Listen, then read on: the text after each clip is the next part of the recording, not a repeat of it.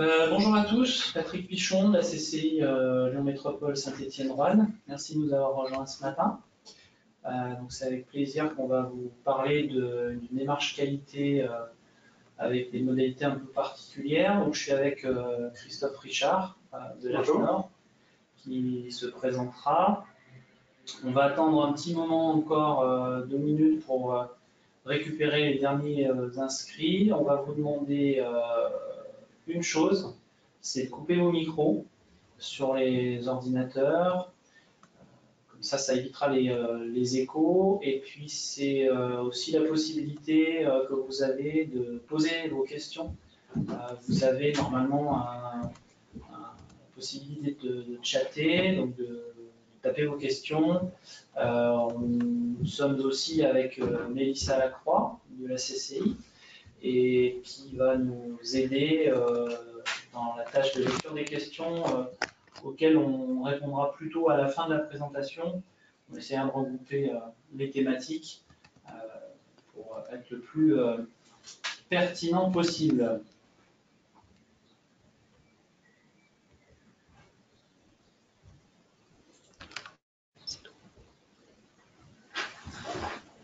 Christophe, oui, si tu veux te présenter, ça va venir les derniers. Bonjour à toutes et à tous. Moi, je suis Christophe Richard, je travaille à l'AFNOR à Lyon.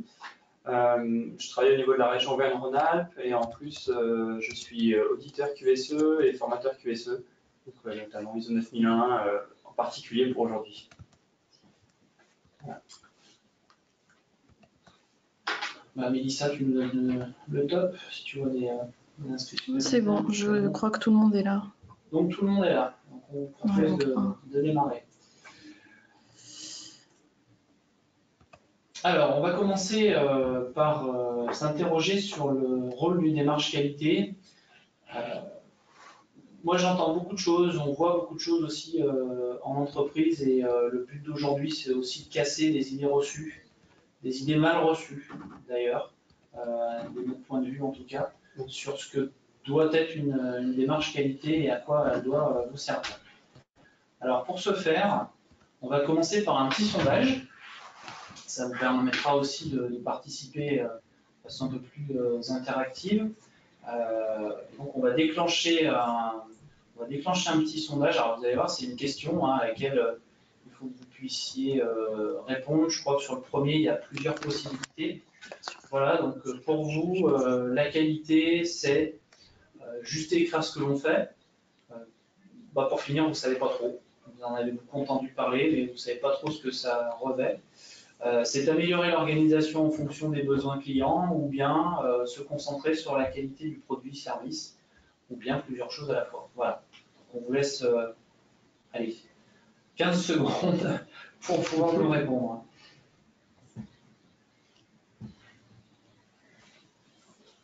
Tu vois les réponses ou pas?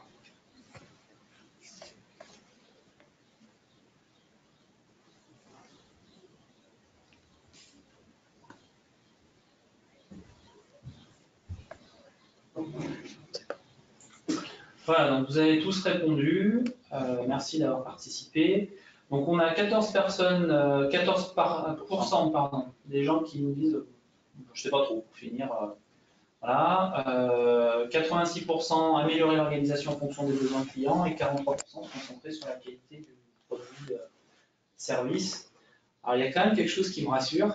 Oui, c'est vrai. C'est que personne ne nous a répondu juste écrire ce que l'on fait, parce que c'est un lieu commun qu'on a rencontré pendant de nombreuses années, ce qui veut dire que vous avez tous compris qu'on n'est pas là juste pour écrire ce que l'on fait et faire ce que l'on a écrit, qui a été l'apanage de démarche qualité pendant de nombreuses années. Voilà, Christophe, si tu veux rajouter quelque chose.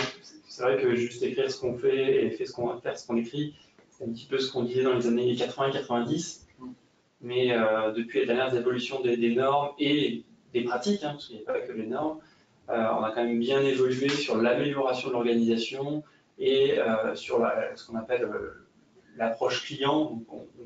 On fait attention aux attentes du client, on fait attention à ce que nos produits soient conformes et à l'attendu du client et pas juste avoir des belles procédures dans un classeur. Voilà, donc vous avez normalement récupéré le diaporama. Donc on a plutôt un bon public aujourd'hui. Tant mieux. Alors, je te laisse dérouler. C'est vrai que du coup, rapidement, puisqu'apparemment on a un bon public, comme tu as pu le dire, ce que je voulais dire, c'est pourquoi la qualité. La qualité, d'un côté, on a le client, de l'autre côté, on a l'organisme, donc vous, vos entreprises. Le client, il attend quelque chose, il a une idée de ce qu'il veut, ce qu'on appelle la qualité attendue. Et il va vous demander de réaliser cette chose, ce service, ce produit, peu importe. Et vous, vous allez essayer d'identifier le besoin de ce client. C'est ce que vous allez viser, c'est la qualité que vous allez viser dans ce que vous allez réaliser comme produit ou comme service. À partir de là, des fois, il y a un écart entre l'identification et le besoin que le client attend. Ensuite, il peut y avoir un écart entre ce que vous essayez de faire et ce que vous produisez réellement. Donc, il y a un écart entre la qualité réelle du produit et la qualité visée. Et puis enfin, quand vous livrez votre produit ou votre service, le client, lui, de son côté, quand il reçoit ça, il a une certaine perception de la qualité de votre produit ou votre service. Et ces 4 qualités différentes, qualité attendue, qualité visée, qualité réelle, qualité perçue, peuvent être totalement différentes l'une de l'autre. L'idée, grâce à une démarche qualité, c'est de rapprocher ces 4 différentes qualités pour qu'elles soient le plus proches possible et surtout que le client, entre la qualité attendue et la qualité perçue, il soit content. C'est grosso modo ça, la qualité, et pourquoi on fait de la qualité en entreprise.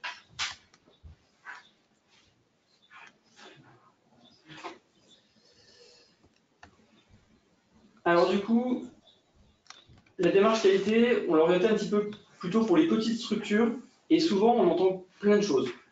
Alors, la qualité, c'est gras de papier, c'est procédurier, c'est des usines à gaz à mettre en œuvre, c'est trop compliqué, c'est souvent des belles façades, des beaux documents, tout ça, mais il n'y a rien derrière, c'est pas en lien avec la réalité du terrain, c'est de la perte de temps, c'est beaucoup de jargon professionnel et c'est pas du tout adapté à notre entreprise. Voire ça coûte cher, que ce soit la mise en place, la certification, le maintien et tout ça, ça coûte trop cher, c'est pas rentable. Ok, c'est la perception de la qualité, je l'entends. Il y a une partie vraie, il faut le dire quand même. Mais j'ai envie de dire, pour contrebalancer, il y a aussi les problématiques actuelles des petites structures. Elles ne sont pas toutes là, mais on peut en prendre quelques-unes. Principalement, c'est priorité au court terme, on veut remplir le carnet de commandes, on veut produire ce qu'on nous a demandé, et on a peu de vision moyen et long terme, parce qu'on n'a pas forcément le temps de s'y mettre, parce qu'on n'a pas forcément la structure, et ainsi de suite. Okay. On n'a pas forcément le temps de s'intéresser aux démarches qualité, ça aussi, ça peut arriver, parce qu'on est pris par la production, parce qu'on est pris par les impératifs clients, et parce qu'on n'a pas des services support très importants. On n'a pas forcément de personnel disponible spécifique pour une démarche qualité, pas forcément la compétence, pas forcément le temps non plus en tant que personne. Et puis, on a des difficultés à se financer, que ce soit pour le fonctionnement de l'entreprise ou pour aussi investir un petit peu dans cette démarche qualité, parce que on ne va pas le cacher, c'est aussi une forme d'investissement, que ce soit en temps ou un petit peu en argent aussi, pour se lancer dans cette démarche qualité. Moi, j'ai envie de rajouter autre chose, c'est que c'est un discours qu'on voit pas mal dans les petites structures, alors qui sont quelquefois sous-traitantes de plus gros donneurs d'ordre, et qui voient en fait leurs clients certifiés, parce qu'on parle de certification ISO 9001, et ça leur fait une drôle d'impression parce que moi j'entends souvent avant de nous donner des leçons, ils sont certifiés, mais il ferait déjà mieux de se mettre au carré. Alors ça interroge. Et puis de toute façon, depuis qu'ils sont certifiés, c'est une usine à gaz, donc ça fait partie des perceptions problématiques, parce qu'ils ont toute une ribambelle de procédures à respecter, etc. Moi, j'ai juste envie de dire une chose, dans cette optique de casser des idées reçues, c'est qu'une démarche qualité, c'est avant tout un outil. Et comme tout outil, il peut être bien ou mal utilisé. Donc, il faut le prendre du bon côté de la chose, et vous allez pas ça ne vous viendrait pas à l'esprit de réparer une vitre avec un marteau. Et bien là, c'est pareil. Il faut juste arriver à trouver le bon feeling, la bonne utilisation pour la structure où vous êtes. Et c'est pour ça que aujourd'hui, on va essayer de rapprocher en fait le minimum requis, parce que ça reste un référentiel si on parle de l'ISO 9001, mais les démarches qualité, c'est aussi un état d'esprit de la capacité de chaque structure à faire les choses en bonne intelligence. Voilà, il faut arrêter de. C'est pour ça qu'il y avait la première question dans le sondage, est-ce que c'est écrire ce que l'on fait? Pendant des années, oui, on a vu des entreprises, la seule façon de faire de la qualité, c'était d'écrire ce qu'ils faisaient. Et c'est tout sauf une bonne idée. Donc voilà, c'est un outil et c'est un état d'esprit. Et comme tout outil et comme tout état d'esprit, il faut l'utiliser par le bon bout en fait. Voilà, parce qu'effectivement, si on n'utilise pas l'outil correctement, on arrive sur cette mauvaise perception de la qualité et en plus, on ne règle pas les problématiques. Et en plus, on ne règle pas les problématiques, voire on en crée d'autres. Exactement. Parce que moi, ce que j'ai envie de dire aussi, c'est la qualité, ça répond, en tout cas la démarche qualité est censée répondre à énormément de choses et pas justement à remplir des papiers et des procédures et pas à répondre à des questions auxquelles vous ne vous êtes jamais posé, mais plutôt à tout ce type de questions. Est-ce que mes locaux sont utiles? Est-ce que mes délais sont-ils longs? Est-ce qu'il y a des réclamations, notamment de mes clients? Est-ce qu'il y a des retours au niveau de mes produits? Est-ce que tous les papiers, justement, les procédures, les documents administratifs et tout ça, sont-ils vraiment utiles dans mon entreprise? Est-ce qu'il y a des défauts au niveau de mes produits ou de mes services? Est-ce qu'il y a des déchets? Est-ce qu'on peut les réutiliser? Est-ce que les produits sont triés, retouchés? Mes services, est-ce qu'ils sont repris? Est-ce qu'on produit directement bien ou est-ce qu'on a des non-conformités au niveau de la production? Est-ce qu'il y a du matériel rebuté? Est-ce qu'il y a des stocks superflus, abîmés, rossignols, perdus sur stock? Enfin, par exemple, des problèmes de stock. Est-ce que mes prestations et mes produits sont dangereux? Combien me coûtent mes contrôles? Combien me coûtent mes pannes? Mon service après-vente, ma garantie, mes dédommagements, tout ça? Est-ce qu'on gaspille du temps, des matières premières, de l'énergie, des compétences? Ou est-ce que tout fonctionne bien? Et normalement, une démarche qualité est censée aussi répondre à toutes ces questions, ou en tout cas apporter des réponses et des outils pour répondre à toutes ces questions. Et du coup, vous vous sentez bien pour s'améliorer au niveau de toutes ces problématiques. Et en tout cas, vous faire prendre du recul pour vous poser ces questions-là. Parce que ce que je vois beaucoup en entreprise, puisqu'on accompagne sur les structures, sur d'autres thématiques de la qualité, c'est que vous êtes tous assez bons sur vos cœurs de métier, mais la tête dans le guidon, hein, on va dire les choses comme elles sont, et surtout aujourd'hui. Donc c'est aussi une façon de prendre du recul et de s'obliger à se poser certaines questions qu'on ne se pose pas d'habitude, et ça évite ça permet d'être plus efficient. On peut arriver au résultat en y dépensant toute son énergie et en y laissant sa chemise, comme je dis souvent, mais ça n'a pas vraiment d'intérêt. Voilà. Donc toutes ces questions peuvent se poser au moins une fois. C'est vrai que souvent on oublie de se les poser parce que on a toujours fait comme ça a toujours fonctionné comme ça, et jusqu'à présent ça passe, et on pourrait sûrement faire mieux. Ça pourrait aider du coup à se développer. Donc du coup, on va parler un petit peu de qualité. Donc forcément, on parle de la norme ISO 9001 qui est la norme de référence, clairement sur la démarche qualité. Mais pourquoi cette norme ISO 9001? Il y a d'autres outils de démarche qualité, il n'y a pas que l'ISO 9001. Pas mal de choses, mais d'abord le petit sondage. Oui, on va lancer le sondage, parce qu'on a autre chose à vous demander. Tu t'en occupes, Patrick, du coup? Tu veux? Je sais pas, ça a tout bougé chez moi, donc... Non, mais je m'en occupe. On est en train de s'ajuster. Voilà, donc vous avez à l'écran la chose suivante, c'est qu'on peut dire d'une démarche de management de qualité, ça va forcément modifier nos pratiques, on va devoir tout changer, ou alors, il va falloir améliorer surtout l'administratif. Et là, vous n'avez qu'un choix. On vous laisse voter, bien d'actualité.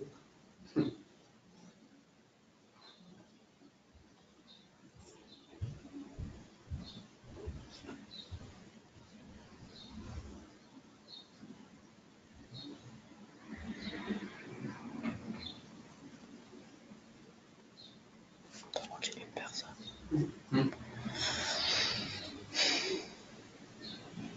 Et plus qu'un vote et on sera au complet. C'est bon. Super, merci. Alors ça, c'est assez rigolo. Donc il y a 86% de ça va forcément modifier nos pratiques. 14%, il va falloir améliorer surtout l'administratif. Donc vous avez fait vos choix. Personne n'a répondu, on va devoir tous changer. Alors c'était un peu volontairement provocateur hein, comme sondage. Donc il y en a 14% qui ont sans doute trop d'administratifs. Mais si on vous avait mis des choix multiples, vous auriez pu tout cocher. Ça va forcément modifier nos pratiques. Pas forcément. Ouais, oui et non. Ouais. Bah, tout à fait. Oui et non. Mais j'avais mis le mot forcément pour forcer le trait, parce que ça ne va pas forcément modifier vos pratiques. Je vais le dire autrement. Vous ne nous avez pas attendu pour exister. Vous nous avez pas attendu pour mettre en place de l'amélioration continue, parce que sinon, vous ne seriez plus là. En clair, si vos clients étaient régulièrement insatisfaits, il y aura un problème quelque part. Donc forcément, moi j'en aimerais. Ça va modifier nos pratiques? Oui, peut-être. Parce qu'à l'inverse, on a des entreprises qui sont très bien structurées, qui n'ont pas mis en place de démarche qualité et qui arrivent tout aussi bien. Par contre, ça va, comme on l'a vu, vous permettre de prendre du recul, vous permettre peut-être de poser des questions qui n'étaient pas posées jusqu'à présent et de vous donner des gains supplémentaires, enfin, de vous permettre de franchir des étapes supplémentaires si vous êtes déjà engagé. Et puis pour les autres, on croise aussi pas mal de start-up, d'entreprises en création qui veulent se structurer. Et là, ça ne va pas modifier vos pratiques, mais ça va structurer vos pratiques. Voilà la petite nuance sur la question. On va tous devoir changer. Bah oui et non. C'est ça. C'est un peu pareil quand même. Mais c'est plutôt oui. C'est-à-dire que ce n'est pas l'apanage d'une seule personne, ce n'est pas l'apanage du chef d'entreprise, c'est que du chef d'entreprise. Ce n'est pas l'apanage d'un responsable qualité ou une responsable qualité. C'est que tout le monde dans l'entreprise va être concerné. À un moment ou à un autre, tout le monde va être concerné. Parce que quand on parle de structuration, forcément, tout le monde va être... alors, je n'aime pas le mot impacté parce que ça a une connotation forte et puis de choc. Mais oui, ça va bouger les postures, peut-être les missions, les fonctions. Et les mentalités aussi. Et les mentalités aussi. La façon de voir les choses, de réfléchir, de travailler en groupe, de se poser les bonnes questions au bon moment, d'essayer d'oublier le moins possible les différentes étapes. En fait, finalement, ça ne va pas tout changer, mais ça va tous vous changer. Et en général, plutôt dans le bon sens, vu ce qu'on a dit depuis tout à l'heure. Voilà, on va continuer. Donc, si tout va bien, vous venez de récupérer le diaporama avec 6 bonnes raisons et beaucoup d'autres. Et les bonnes raisons, on ne va pas pouvoir toutes vous les dire. Mais... Alors, avant de passer aux 6 bonnes raisons, quelques éléments. Dans le monde, il y a plus d'1 million d'entreprises qui sont certifiées. Alors, je dirais même beaucoup plus, parce qu'il y a des regroupements de certificats. Vous savez, quand il y a des grands groupes qui font une certification groupe, voire mondiale, et en dessous, il peut y avoir des centaines d'entreprises. Donc voilà, plus d'1 million de sites certifiés, c'est assez énorme. Un peu plus de 20 000 en France, qui est pas mal du coup. Ce qui veut dire que là aussi, les entreprises n'ont pas attendu, entre guillemets. Il y en a beaucoup qui sont sur le marché avec un certificat, ce qui leur donne potentiellement un avantage concurrentiel, puisqu'un client le voit aussi. Et il peut se dire, entre deux entreprises, une qui est certifiée et l'autre qui ne l'est pas, je vais peut-être m'aventurer plutôt avec celle qui l'est, parce que je ne la connais pas plus que ça, mais elle a été reconnue à un niveau minimum dans sa démarche qualité. Ça ne fait pas tout, ça ne veut pas tout dire, mais pour un client, ça peut être rassurant. Donc c'est la 4e version de la norme qui est sortie en 2015 et qui a énormément évolué. J'ai envie de dire qu'il faut même carrément oublier complètement tout ce qui était avant. Ça a vraiment tout bouleversé.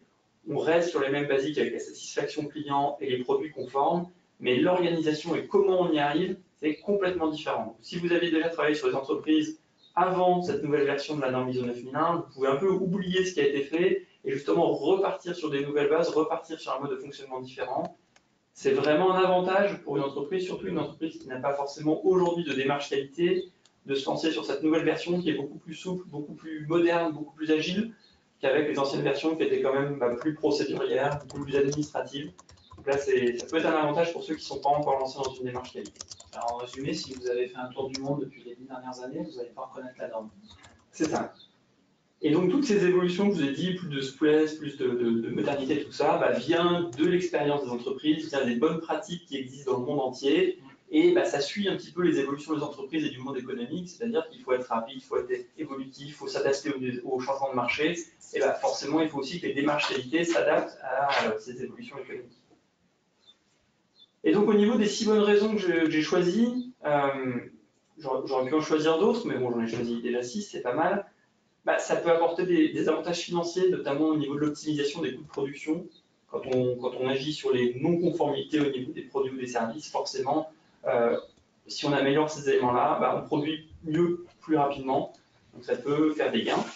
On maîtrise mieux ses ressources, son budget, ça apporte une dynamique d'amélioration continue de l'entreprise. Donc, c'est des éléments qui sont vraiment centraux au niveau de la norme et qu'on travaille beaucoup. Donc ça apporte une vraie maîtrise des ressources, une optimisation des ressources et donc quelque part un gain financier aussi au final. Ça permet d'ouvrir à de nouveaux marchés, notamment grâce à la certification, puisqu'il y a beaucoup de grandes entreprises qui obligent finalement à être certifiées pour pouvoir être sélectionnées comme fournisseurs. Ça peut être une source de motivation du personnel, c'est un challenge aussi d'avoir une certification, ça peut vraiment créer une dynamique d'amélioration, d'implication du personnel. On le voit de plus en plus dans les entreprises qui se lancent, que les collaborateurs aussi sont heureux de se lancer dans cette démarche et ont envie d'améliorer les choses.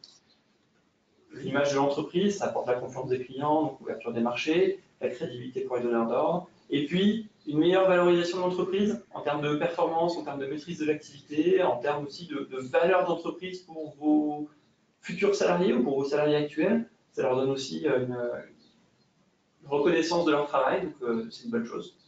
Je peux me faire l'avocat du diable? Oui. Vous avez le point de vue du, je vais être vulgaire, du vendeur de normes et du certificateur. C'est pas non plus. Et vous pourriez dire, bah, pour finir, ouais, il est en train de nous vendre son produit. Je ne vais pas dire autre chose que ce que Christophe vient de vous expliquer, parce que nous, on le vit tous les jours en rencontrant des entreprises qui ont mis en place des démarches qualité. Je vais le résumer autrement. Un jour, j'ai posé une question à une entreprise. J'ai dit, oui, vous râlez beaucoup sur les démarches qualité, etc. Parce que ça fait des années que vous êtes là-dedans. Mais pour finir, est-ce que vous êtes prêt à arrêter? Et là, la réponse a été non. Pourquoi? Parce que si on avait à arrêter, on reviendra en arrière. Et ça nous... on sait quand même, parce qu'il faut bien râler un peu en France, on sait quand même tout ce que ça nous a apporté par rapport à ces 6 bonnes raisons. Et le discours que je suis en train de vous tenir, ce n'est pas juste un discours théorique, mais c'est un discours pratico-pratique de ce qu'on voit régulièrement dans les entreprises qu'on rencontre, et où il y a quand même une véritable différence, à condition de l'avoir pris par le bon bout, hein, c'est ce qu'on dit depuis tout à l'heure. C'est quand même un vrai outil, méthodologie d'amélioration pour la structure. Mais je laisse continuer, je suis tout à fait d'accord. Et donc, nous, ce qu'on va vous proposer aujourd'hui, bah, c'est pas bêtement, j'ai envie de dire, aller vers la certification ISO 9001, puisque ça, je pense que vous connaissez tous au moins de nom, mais c'est un programme qu'on appelle qualité par étape, qui permet, vous voyez un petit peu le schéma, d'aller vers l'ISO 9001, mais par 3 étapes différentes, donc 9001 par étape niveau 1, 9001 par étape niveau 2, puis après, la certification ISO 9001. Alors, on va vous expliquer un petit peu comment ça fonctionne, quels sont les intérêts et tout ça, et puis on vous présentera notre programme d'accompagnement qu'on a construit en l'AFNOR CCI. Donc, voilà, on vous l'a expliqué, on a travaillé ensemble, on a créé ce partenariat. L'idée aussi, c'était de travailler avec la CCI Lyon Métropole Saint-Étienne-Roanne sur son territoire, avec la délégation de Lyon de l'AFNOR, pour travailler sur avec les entreprises locales ici, pour partager aussi les bonnes pratiques et pour avoir aussi une forme de dynamique de territoire. Donc c'est important pour nous, à la fois pour la CCI et pour la FNOR aussi, de travailler au niveau des territoires, parce que c'est là aussi que sont les entreprises, les PME, les TPE, et c'est là qu'elles travaillent et c'est là qu'elles ont besoin de nous. Alors le contexte, très rapidement, la période de transition de l'ISO 9001 version 2015 est finalisée, puisqu'elle s'est finalisée en septembre 2018. Donc normalement, toutes les entreprises qui sont certifiées 9001 sont certifiées selon la dernière version de la norme ISO 9001. De plus, il y a une autre norme, alors peu importe son nom, voilà, la FDX 5818, peu importe, qui est en fait une norme française, enfin c'est un fascicule de documentation français qui explique la démarche qualité pour les petites et moyennes entreprises et qui justement découpe cette norme ISO 9001 en 3 étapes et qui permet du coup d'avoir une certification en 3 étapes amenant à la fin à l'ISO 9001. Et pour info, il y a eu quand même un précédent, hein, parce que c'est pas nouveau d'aujourd'hui. Sur l'ancienne version de la norme ISO 9001, il y avait la même chose, la certification par étapes, qui a été réalisée sur un programme d'accompagnement avec la région, à laquelle la CCI a participé aussi, où il y avait eu un certain nombre, un nombre assez important d'entreprises qui avaient participé. C'était plutôt bien passé, donc c'est pour ça qu'on essaie de réitérer un petit peu la démarche aujourd'hui sur un format différent. La région n'est pas là, et la CCI et la FNOR seulement. Et voilà, ça s'est bien passé la dernière fois, on s'est dit on va recommencer. Alors la certification par étape, vous allez dire, oui, mais pourquoi on ne va pas directement à la certification ISO 9001? Ah oui, pourquoi? Ah oui, pourquoi? Voilà. L'idée, c'est, ok, la démarche qualité, c'est important, et avoir une démarche qualité, c'est bien en interne, mais en externe, vis-à-vis du marché, vis-à-vis des clients, il faut de la reconnaissance, donc potentiellement, il faut une certification. Ok, très bien. Donc là, on pourrait la définir par étape ou pas par étape, c'est la même chose. Mais d'un autre côté, avoir une certification ISO 9001, c'est pas simple. Grosso modo, nous, quand on nous demande, voilà, j'ai envie de me lancer dans la certification ISO 9001, à votre avis, j'en ai pour combien de temps? Nous, on conseille entre 12 et 18 mois. Minimum. Tout dépend où on est l'entreprise, mais plutôt, c'est court. Enfin, c'est vraiment difficile. Là, la certification par étape, honnêtement, si vous me demandez aujourd'hui, si je me lance aujourd'hui, dans combien de temps je peux avoir la première étape, je vous dis 3 mois. 3 mois, c'est faisable. Du coup, vous voyez bien la différence. Si vous en avez besoin rapidement pour un marché, pour un client, ou si vous avez envie d'avoir une reconnaissance très rapide, en 3 mois, c'est largement faisable, alors qu'une certification ISO 9001, il faut attendre 12 à 18 mois. Voilà déjà la grosse différence. Et puis, cette certification par étape, elle n'est pas une fin en soi. Elle sert à aller vers la certification ISO 9001. Donc là, on ne perd rien. On va aussi vers la certification ISO 9001. Ce n'est pas autre chose. Ce n'est pas une autre certification que personne ne connaît, qui ne représente rien et qui n'apporterait rien au final vis-à-vis de clients, notamment à l'international. C'est une certification 9001 par étape, donc on reste sur l'ISO 9001, on reste sur ces bases-là qui sont connues, reconnues. Et puis, j'ai envie de dire, travailler par étapes, c'est aussi éviter l'accumulation de toutes les exigences d'un coup au niveau de l'entreprise et de se perdre un petit peu au niveau de ces différentes exigences, ces différentes choses qui sont quand même assez complexes. Et on travaille du coup étape par étape, on va détailler les étapes juste après. Ça permet justement de se concentrer sur un point précis et du coup de mieux stimuler l'innovation et l'implication des collaborateurs.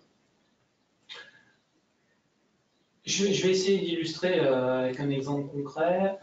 J'étais responsable qualité et on était interrogé régulièrement par nos clients sur voilà, les démarches qu'on avait mis en place et la certification, la fameuse certification qu'on nous demandait en ISO 9001. Et ben, j'ai fait comme tout le monde en fait, hein. J'ai botté en touche souvent en disant oui, on est en cours, vous inquiétez pas, ça va bien se passer. Aujourd'hui, on peut pas, enfin, je trouve qu'on peut plus dire ça, et surtout avec une certification par étape, vous allez pouvoir le prouver, on est en cours, vous inquiétez pas. C'est-à-dire, vous pourrez dire demain, écoutez, on est en cours, mais je ne vous fais pas une promesse en l'air. On est en cours de certification et je peux déjà vous montrer que j'ai franchi la première marche de l'escalier parce que la meilleure façon de monter un escalier, c'est encore de commencer par la première marche. Voilà, et souvent quand on marche, quand on monte l'escalier 2 marches par 2 marches ou 3 marches par 3 marches, on a tendance souvent à se casser la figure ou de s'arrêter en route parce qu'on a un petit peu marre. Donc l'idée elle est vraiment là, c'est déjà dans un premier temps de poser des jalons avec reconnaissance par tiers pour donner confiance aux clients parce que effectivement c'est devenu indispensable sur certains marchés et en plus ça vous permet de faire reconnaître vos efforts en disant ben voilà j'ai ce premier jalon. Et puis l'autre réflexion que je me faisais en t'écoutant Christophe, c'est de dire quand on est une entreprise, qu'on a peu de visibilité comme on le disait au départ, peut-être un peu plus maintenant parce que l'activité redémarre, mais bon, c'est encore pas non plus quand même la météo plein mot. Quand on vient vers vous en disant écoutez, on va vous accompagner sur 18 mois, c'est compliqué. C'est compliqué de s'engager pour 18 mois. De se projeter dans 18 mois, c'est vraiment très compliqué. Donc pour finir tout ce qu'on est en train de dire petit à petit, hein, j'anticipe peut-être un peu, mais on va vous donner le temps. C'était l'intitulé de la réunion d'aujourd'hui, du webinaire, ISO 9001, et si on se donnait le temps et qu'on se donne les moyens d'avancer au rythme de l'entreprise et pas à marche forcée. Donc on va plutôt prendre le sac à dos de la journée avec le pique-nique plutôt que le barba de 40 kg sur le dos et commencer d'entrée de jeu. Voilà, je le fais de façon un peu abrupte, mais au moins ça tranche.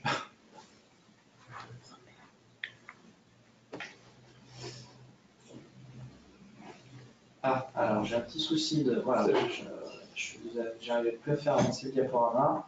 Donc nous revoilà avec donc, voilà, plus de détails des étapes. Exact. Au niveau des étapes, alors là, il n'y a que les titres, hein, on va voir un petit peu le détail juste après. Voilà, il y a 3 étapes. Première étape, mes clients, mes marchés. Deuxième étape, mon organisation. Troisième étape, ma stratégie. Et l'idée, c'est vraiment ça. C'est à chaque étape, il y a une évaluation par un auditeur qui donne, si c'est RFI évidemment, une certification. Donc une certification qui garantit le niveau 1 sur je maîtrise mes clients et mes marchés. La deuxième, je maîtrise mon organisation et bien sûr mes clients et mes marchés. On conserve le niveau 1. Voilà, ça s'incrémente exactement. Et à la fin, on regarde la partie stratégie. Et à la fin, surtout, on a l'ISO 9001, le même certificat que n'importe quelle entreprise. La totale.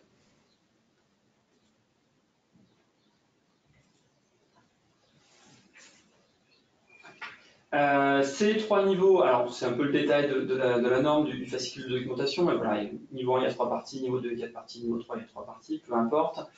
Mais ce qui est intéressant dans ce fascicule, c'est que aussi il est là pour vous aider. C'est pas juste on a repris la norme ISO 9001, les différents paragraphes et on les a remis dans d'autres paragraphes. Non, pas du tout. C'est vraiment très imagé, très expliqué. Et dans chaque partie, donc les 10 parties que vous avez, il y a à chaque fois pourquoi ce sujet, quels sont les objectifs, quelle est la finalité de tout ceci, et c'est très concret. Qu'est-ce qu'on doit faire, la partie quoi, et le comment, avec des commentaires, des idées de bonnes pratiques, des exemples très très concrets, et vraiment un texte qui est très facile à lire, qui est vraiment du français courant, j'ai envie de dire, c'est pas du tout technique comme une norme peut l'être, ce qui permet du coup de s'améliorer sur la maîtrise de son cœur de métier, de respecter ses engagements contractuels, donc la partie mon métier et mes clients, de mieux s'organiser et maîtriser ses processus et les processus support, la partie organisation, et à la fin, gérer et piloter son entreprise, la partie stratégie. Là, j'ai fait encore les grands titres.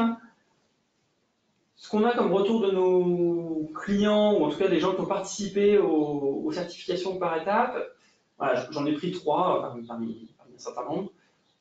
Premièrement, la démarche me permet de commencer maintenant et d'étaler la charge de travail dans le temps, c'est ce qu'on vous a dit, c'est d'avancer à votre rythme. Cette démarche me parut simple et rassurante. C'est aussi ça, l'avantage, c'est que vous n'avez pas le risque de mettre tous vos billes en un seul audit.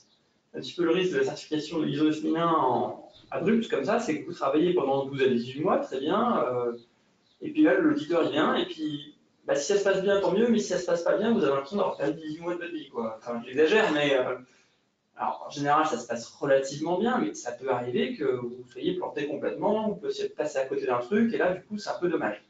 Là, par étape, vous savez plus sur quoi il faut travailler, et puis, forcément, l'auditeur, quand il va arriver, il va regarder la première étape, par exemple, puis il va peut-être vous faire des commentaires ou des pistes d'amélioration sur ce qu'il peut voir lors de l'organisation, sur la stratégie. Du coup, il va vous orienter aussi sur comment travailler sur les étapes d'après.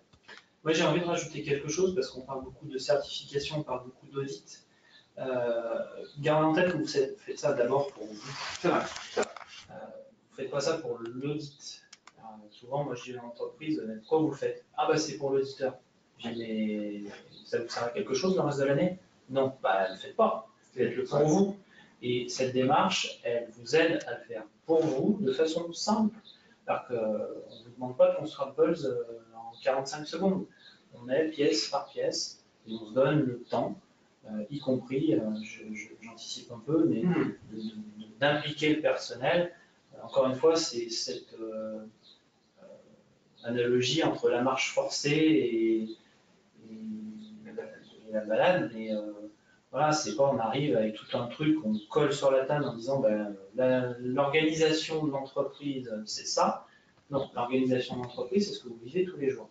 Et donc, il faut simplement raisonner intelligemment pour améliorer cette organisation en place. Et pour l'améliorer, vous aurez besoin de votre personnel. Voilà. Ou alors, vous allez arriver avec un gros sac de 40 kg, vous posez tout sur la table en disant maintenant, les garçons, pour vous impliquer, et les mesdames, c'est comme ça et c'est pas autrement. Voilà. C'est juste cette différence. Alors je vais faire quand même assez rapide parce que vous aurez le support, donc vous pourrez aussi le relire. Premier niveau, donc mes clients, mes marchés, avec comme objectif maîtriser son cœur de métier et respecter ses engagements contractuels. Et j'ai envie de dire ça, normalement, si votre entreprise fonctionne aujourd'hui, vous le faites. Donc le niveau 1, c'est pour ça que je vous dis en 3 mois, c'est largement faisable, parce qu'il va falloir un petit peu travailler dessus, un petit peu vérifier si tout va bien. Et ça peut se faire très rapidement parce que vous connaissez vos clients, vous connaissez votre cœur de métier, donc vous savez faire. Donc voilà, j'ai détaillé un petit peu, écouter, comprendre les besoins clients, concevoir, développer les produits, préparer, produire et livrer le client, traiter les anomalies, élargir son offre à de nouveaux marchés. Vous voyez, c'est des choses que vous faites déjà qui est dans votre cœur de métier aujourd'hui. Donc le niveau 1, normalement, je n'ai pas trop d'inquiétude, les entreprises, ça se passe bien. Mais il faut un peu structurer. On met le pied à l'étrier de la structuration. C'est ça. Il faut un peu structurer, il faut un peu rentrer dans la démarche qualité, mais par contre, le sujet, vous le maîtrisez. C'est ça qui est bien aussi. Le niveau 2, mon organisation, alors, vous avez déjà une organisation, hein, on l'a dit. L'idée, c'est pas de tout changer parce qu'on se lance dans une démarche qualité, mais c'est plutôt, encore une fois, de structurer l'organisation, de donner un peu les bons outils au bon endroit, au bon moment, aux bonnes personnes, pour que ça fonctionne mieux, pour que les rouages soient bien huilés et que tout aille pour le mieux. Objectif, s'organiser, maîtriser ses processus et les processus support. Voilà, déjà on a dit le gros mot, entre guillemets, le processus. Il va falloir un petit peu travailler là-dessus sur comment sont définis les processus, qu'est-ce que je mets dedans, à quoi ils servent, qui travaille dedans, pour bien clarifier l'organisation, pour pouvoir travailler sur différents projets de front, pour mobiliser les bonnes ressources au bon moment, pour bien préciser qui fait quoi, donc les missions, les responsabilités, et puis pour optimiser un petit peu tout ça. Moi, je trouve que c'est le point, en fait, où tout ça, c'est fait dans l'entreprise. Mais c'est là où on a le plus de pertes. De perte d'énergie, de perte de temps, de perte d'implication, de motivation, parce qu'on est par exemple une entreprise à très forte croissance, on fait plus de 25% de chiffre d'affaires en plus toutes les années depuis 5 ans, donc c'est le client, le client, le client, le client, et puis on embauche, et puis on verra bien, et puis ça va bien le faire, et puis un jour ça fait plus. Et justement, c'est pour éviter ces écueils-là que le niveau 2 est là aussi pour clarifier par exemple le qui fait quoi. Voilà. Je ne vais pas plus m'attarder parce que le temps passe, mais on est vraiment dans le. Ouais, tu disais mettre de l'huile, c'est devenons plus efficients. Donc le niveau 3, on est sur la stratégie. Exact, donc l'objectif, gérer, piloter son entreprise, pareil, normalement c'est quelque chose que vous faites, mais là on va mettre un petit peu tous les outils, la démarche qualité dedans, pour introduire l'entreprise dans son écosystème, avec les parties intéressées. Donc les parties intéressées, c'est un petit peu toutes les personnes ou les organismes qui gravitent autour de vous, les fournisseurs, les sous-traitants, les clients, enfin, un petit peu tout ça, puis voir un petit peu comment on peut travailler avec eux. Et puis aussi tous les outils de mesure de la performance, les indicateurs, des choses comme ça, vous en avez déjà, mais on peut sûrement peut-être les améliorer, les optimiser pour mieux piloter l'entreprise. Ça évite d'autres écueils où on peut voir des entreprises qui nous disent mais moi ça va super bien. D'accord. Et du coup qui n'analysent pas d'abord pourquoi ça va bien et surtout ce qui va pas bien.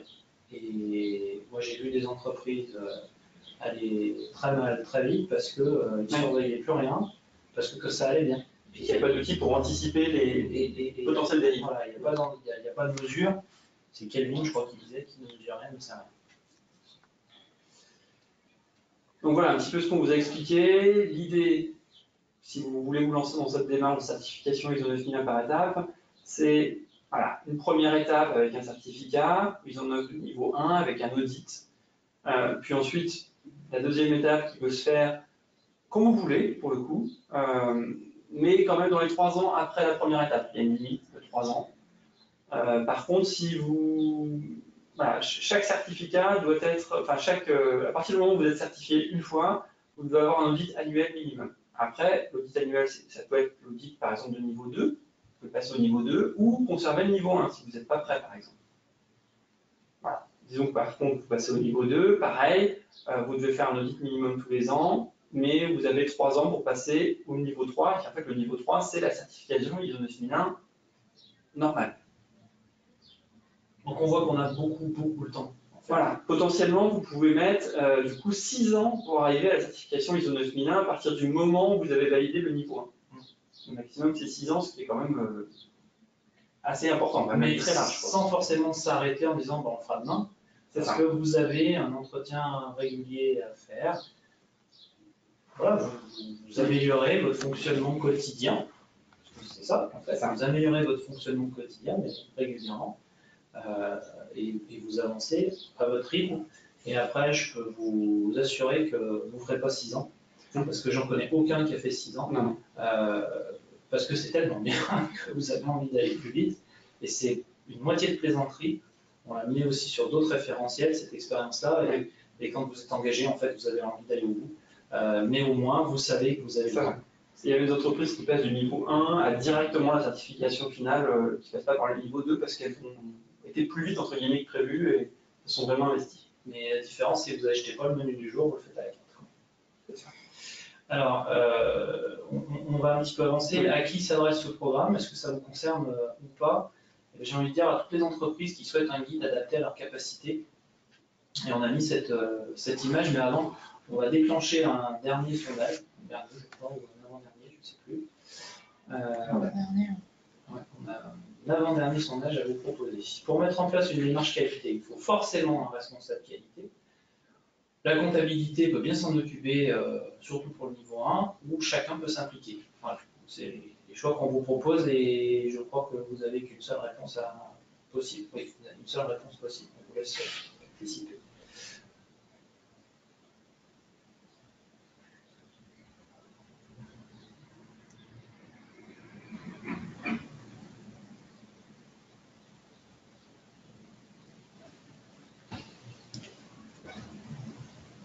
On est presque au bout. 78% ont voté. Il manque encore un peu de monde. Un ou deux.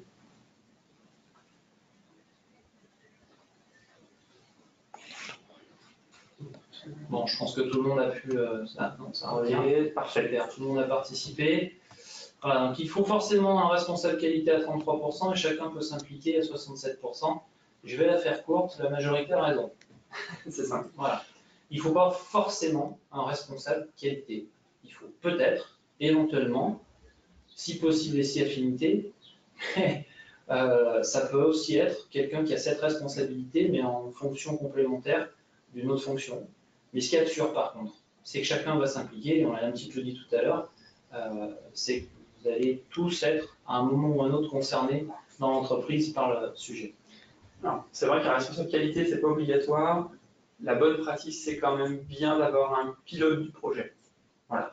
Qui n'est pas du tout forcément un responsable qualité. Des fois, c'est le dirigeant, des fois, c'est un responsable prod, des fois, c'est. Peu importe.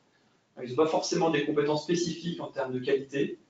Par contre, c'est bien quand même d'avoir un pilote, c'est quand même un projet important pour une entreprise. Et vous savez bien qu'un projet sans pilote, ça se passe rarement bien. Et on a mis cette image-là, alors ça c'est un peu ma sensibilité, mais quand vous prenez un guide pour aller en montagne, il ne vous porte pas sur ses épaules. Il vous montre le meilleur chemin en fonction des capacités du groupe qu'il a derrière lui, en fonction de l'état de forme, en fonction de la météo. Donc il prend ces paramètres-là en compte et il vous rend efficient. Parce que vous pourriez aller en haut pareil, sans lui. Vous ne verriez peut-être pas la crevasse comme lui, vous anticiperiez sans doute pas les problèmes comme lui. Donc, pour moi, j'ai envie de dire, le référentiel, ça reste un guide, ça reste un outil qui vous montre un chemin le plus pertinent possible. Donc, c'est là aussi pour vous faire gagner du temps. Et puis après, ça revient sur l'image du chef de projet qui doit être là pour guider la cordée, mais il ne va pas tirer toute la cordée. Il faut que chacun fasse son effort à son niveau. Exact. Voilà, puis on a mis un petit astérix en bas, prérequis, aucun. Voilà, donc les objectifs du programme, on en a déjà un petit peu parlé, mais en tout cas, c'est de développer les compétences, c'est de participer à une démarche collective.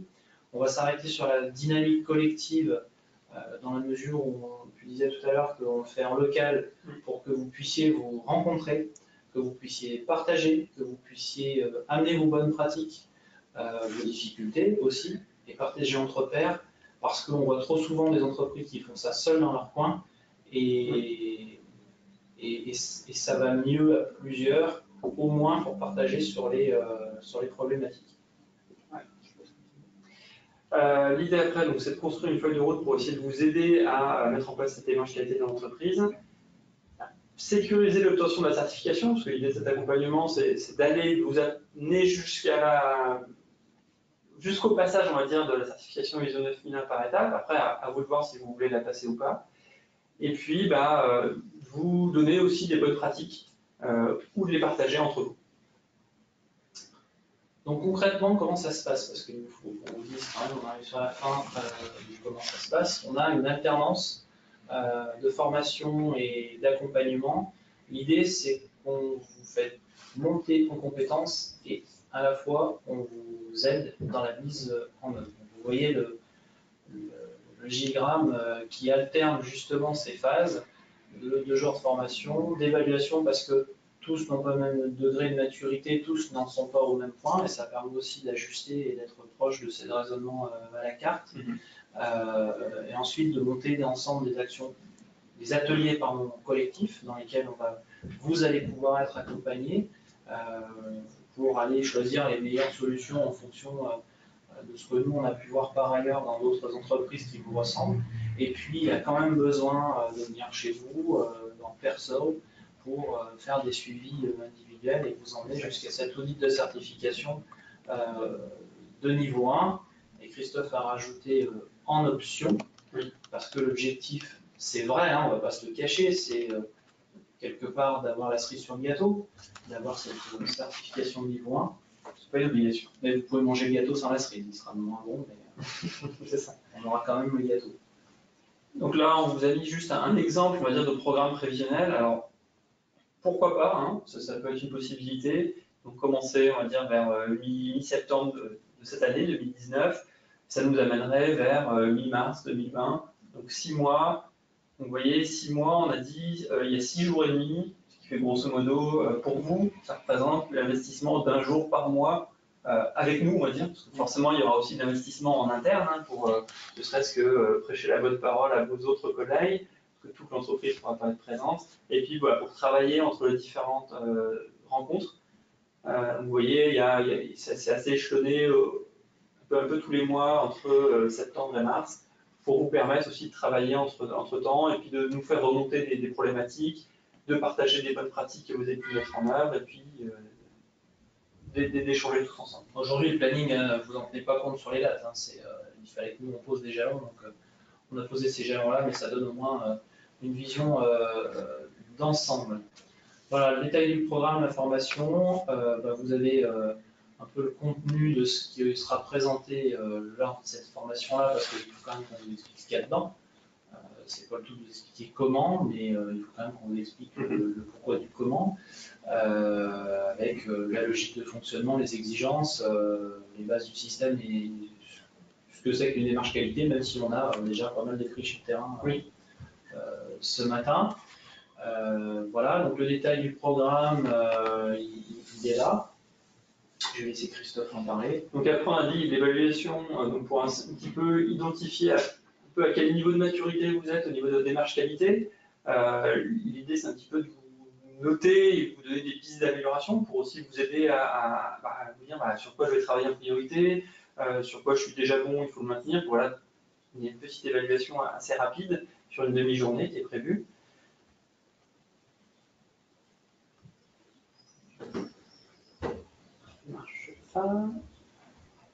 Un petit problème au niveau du diaporama, voilà, c'est bon. Et puis après, donc, on vous a dit des ateliers collectifs et individuels, on l'a dit, pour partager les expériences, pour restituer les différents travaux que vous avez pu faire entre-temps, et puis pour échanger, et puis nous aussi, pour vous apporter aussi des outils, parce que c'est pas que vous qui allez échanger entre vous, on est là aussi pour vous aider.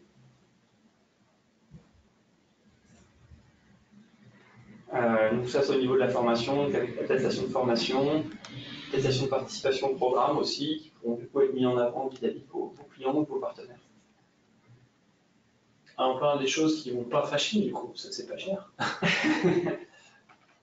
Oui, du coup, les modalités financières, forcément, donc, nous, on vous propose le programme donc, avec les 2 jours de formation, la demi-journée d'évaluation, les accompagnements collectifs et individuels à 2 950 € hors taxe par entreprise.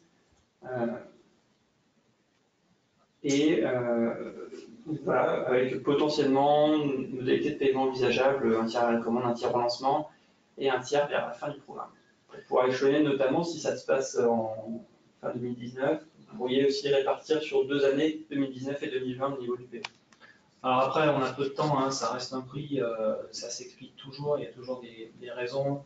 En tout cas, dans l'esprit tel qu'on l'a conçu, c'était vraiment donnons accès le plus facilement possible à ce programme-là, à des structures qui ont besoin de se donner le temps et qui n'ont pas forcément la capacité voilà, d'une grande entreprise ou d'un groupe.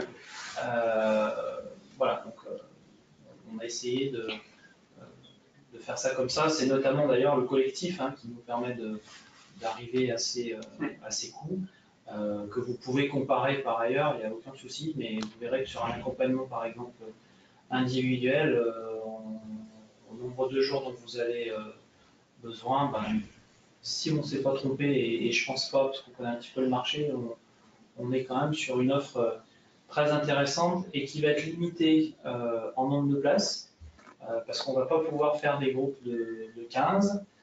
Donc, on va dire, malheureusement, les premiers arrivés seront les premiers servis. Pour information quand même, puisque on m'a dit que c'est un petit peu la cerise sur le gâteau, le guide de certification 9001 niveau 1, on vous a mis quand même quelques idées du prix, qui est d'ailleurs remisé à cette occasion au niveau du programme d'accompagnement. Alors évidemment, le prix dépend de la taille de l'entreprise et du nombre aussi de sites. Si vous avez plusieurs agences ou plusieurs lieux de travail, ça va évoluer aussi un petit peu, parce que l'auditeur devra être déplacé, puisque voilà, ça durera un peu plus longtemps. Donc voilà, une petite idée, ce qui fait que l'exemple, voilà, je prends tout le temps. Pardon.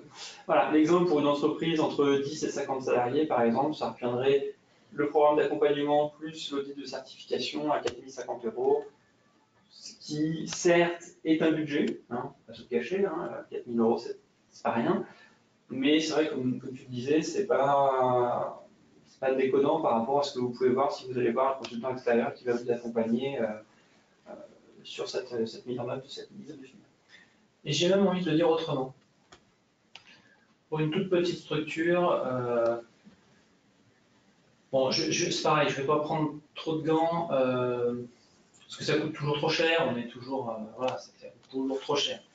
Et bien justement, ça vous coûte, prenez-le avec cette phrase, ça vous coûte suffisamment cher pour que j'en fasse quelque chose.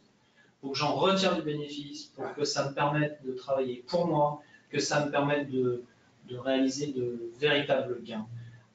Et vous allez voir qu'en répondant à quelques questions qu'on va pouvoir se poser dans la mise en œuvre de cette démarche qualité, ne serait-ce que de répondre aux questions qu'on va se poser, les gains ils vont tomber normalement.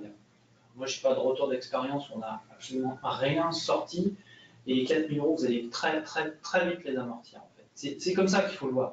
Il ne faut pas le voir comme une dépense, il faut le voir comme un investissement pour la recherche de gains potentiels dans l'entreprise à ce jour, en termes d'organisation, en termes de flux aussi. On a vu, je vous inviterai à relire la dette positive avec la petite maison, avec toutes les questions qui tournent autour, et vous verrez qu'en répondant à ces questions-là, forcément, vous avez plus de 4 000 € à récupérer en mettant des démarches comme ça en place. Les modalités administratives, on les laissera, enfin, on les fera passer avec le support de présentation. Bah, surtout, j'ai envie de dire, ce qui est important, c'est de vite nous appeler et vite nous contacter. Hein. Donc vous avez donc les coordonnées, toutes nos coordonnées, vous avez les coordonnées de Christophe, vous avez les coordonnées, vous avez les coordonnées de Mélissa, peu importe par où ça rentre, mais faites-le et faites-le rapidement parce qu'on arrive sur cette période du mois de juin avant les congés d'été où le groupe va se remplir en fait très rapidement et où, pour démarrer en septembre, il faut que on va dire que le 14 juillet, ça soit bouclé. Donc les places vont être d'autant plus cher que le nombre de places est limité. Et puis on va juste dérouler un petit sondage de fin pour voir si vous êtes toujours là, pour voir si vous avez toujours été attentif. C'est simplement un sondage qui résume tout. Hein. C'est pour finir ce projet, va nous coûter cher, va nous rapporter, et une fois en place, on pourra dire ça, c'est fait. Répondez ce que vous pensez vous, parce que vous attendez, vous croyez que nous on pense. Enfin, voilà, c'est pas de nous faire plaisir en répondant, mais répondez réellement ce que vous pensez. C'est tout ça qui nous intéresse. Bon, bah, tout le monde a voté, donc 100% a voté sur ça va nous rapporter. C'est bon, je crois que j'ai bien entendu, ouais. Ouais, ça va vous coûter, on est d'accord, mais ça va d'abord, le but du jeu, c'est d'abord que ça vous rapporte, et une fois en place, vous ne pourrez pas dire ça c'est fait, parce que d'abord vous y aurez goûté, donc vous aurez envie d'y retourner, et puis ensuite, c'est pour la vie. Hein.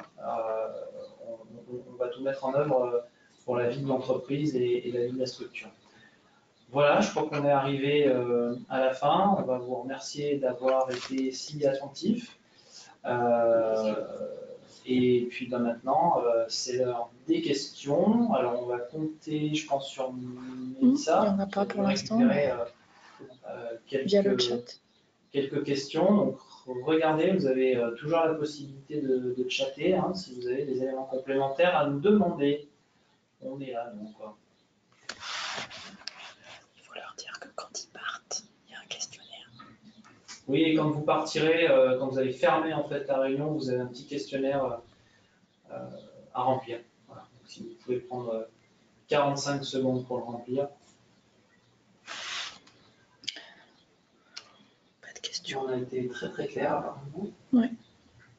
J'ai pas de questions qui. Bon, j'espère qu'on ne vous a pas endormi.